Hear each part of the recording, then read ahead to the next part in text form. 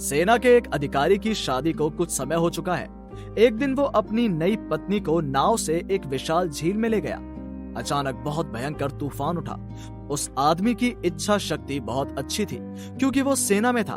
उनके पास बहुत शक्ति और साहस था और दूसरी ओर उनकी पत्नी बहुत डरी हुई थी। तूफान वास्तव में बहुत बुरा था और वो बचने की उम्मीद खो रहा था क्योंकि उनकी नाव छोटी थी और तूफान बहुत तेज था और ऐसा लग रहा था कि वो किसी भी क्षण डूब जाएंगे।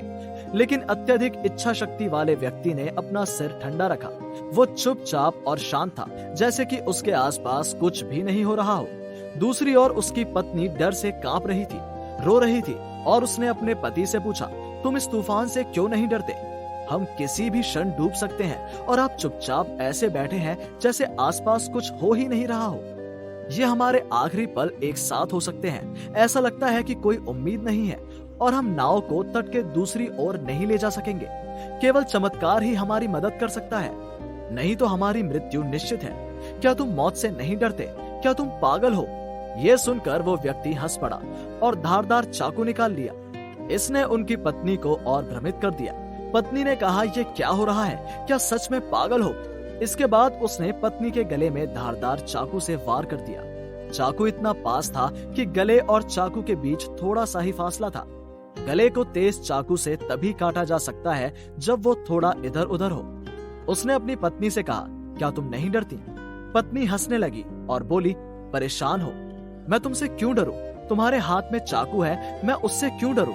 मुझे पता है कि तुम मुझसे प्यार करते हो। तुम मुझे नुकसान पहुंचाने के लिए कुछ नहीं करोगे।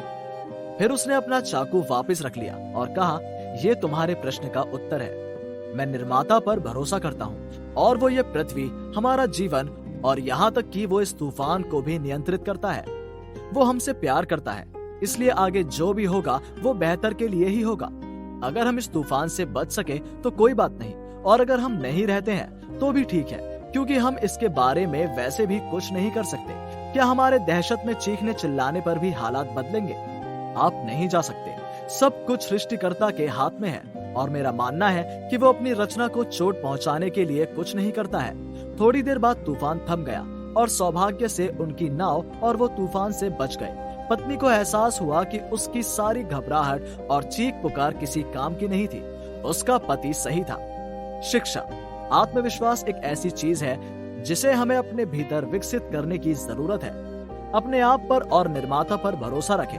आप देखेंगे कि आपके आसपास सब कुछ बदल जाएगा। जब आप एक मुश्किल पल से गुजर रहे होते हैं जहां आप कुछ भी नियंत्रित नहीं कर सकते हैं, इसे सामान्य सा ही रहने दें। अगर आपके पास कुछ नहीं है तो क्या बहुत ज्यादा घबराने और सोचने से कुछ फायदा हो पाएगा? बस अपना सर शांत रखें और विश्वास रखें, फिर अच्छा दिन आएगा। लेकिन अगर आप घबराते हैं और कमजोर दिखाते हैं तो कठिन दिन कभी खत्म नहीं होंगे। अगर आपको वीडियो पसंद आई हो तो इसे अपने प्रियजनों के साथ शेयर करना ना भूलें। धन्यवाद।